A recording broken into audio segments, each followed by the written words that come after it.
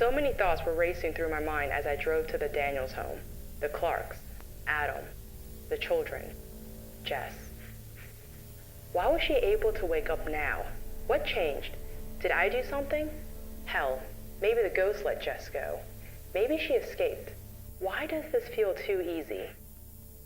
And why is it when you have somewhere to be, you hit every red light? It was like something was telling me to stay away.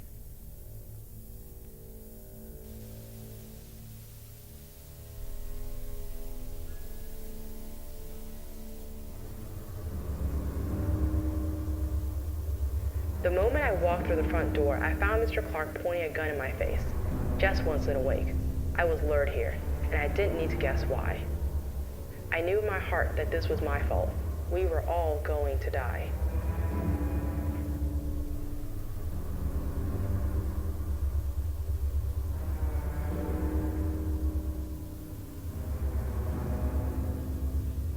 John, I know you've heard me tell this story a dozen times now, but the following drawings are Jess's account of the event.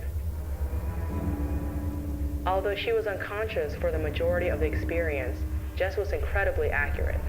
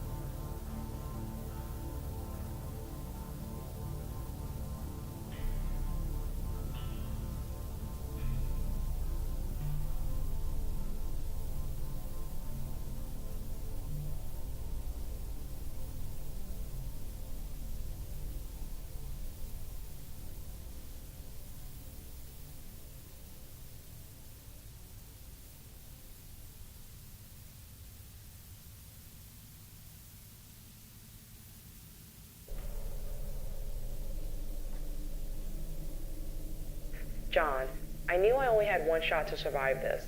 I needed the children to remember. The children were in this house with the Clarks for years, and they never made contact.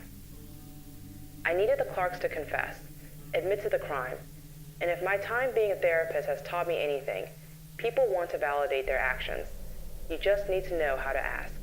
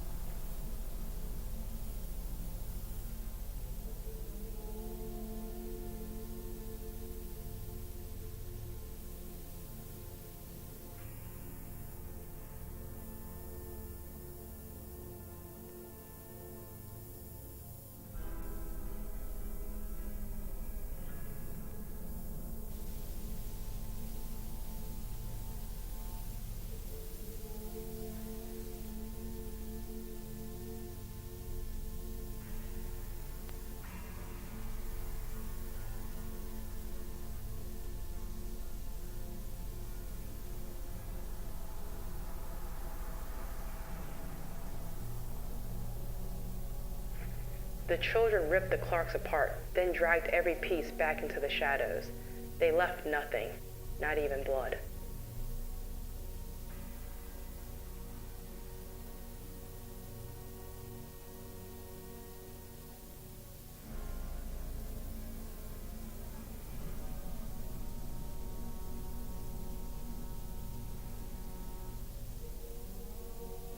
After that, Jess woke up. The only thing left of the Clarks was their gun and a news story.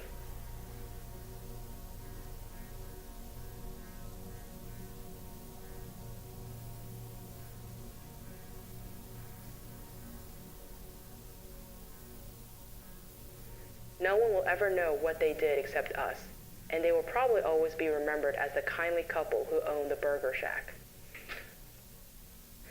But according to Jess, they got what they deserved.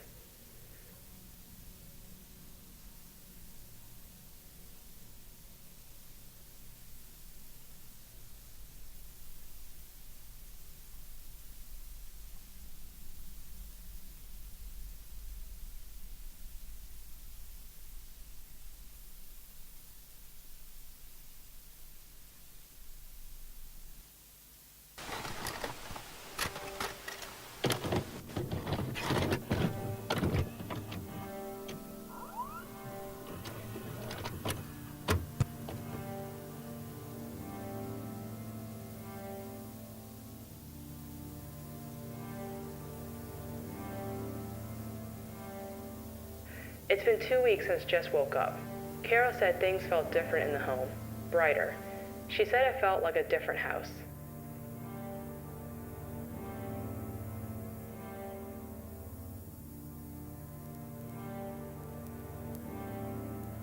Carol told me they were finally moving back to Houston. Jess had been in a great mood since, but she still has not said a word. Maybe the children took her voice with them.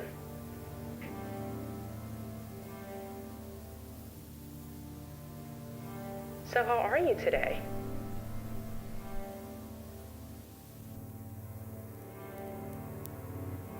Are you looking forward to moving back to Houston?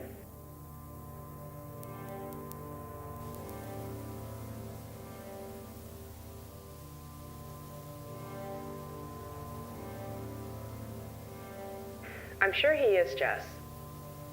Your mom said you still aren't speaking. Have you given it a try? No. Jess just shrugged and smiled. Looks like I got my wish. I got a happy Jess after all.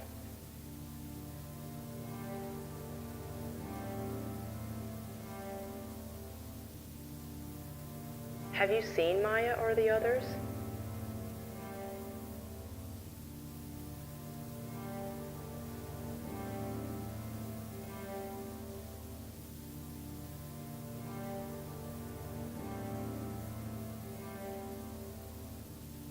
They are free now.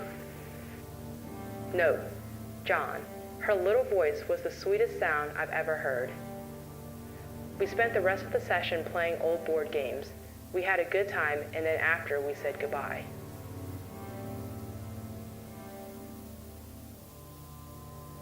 Like I said, John, this would make one hell of a book, but I don't think it's a book I can write. At least not now. Maybe one day I'll come back to this case. Maybe. Besides, no one will ever believe it. I think it would be better to just let these children rest. Sorry to waste your time, John. We can talk it over when I come down for Thanksgiving.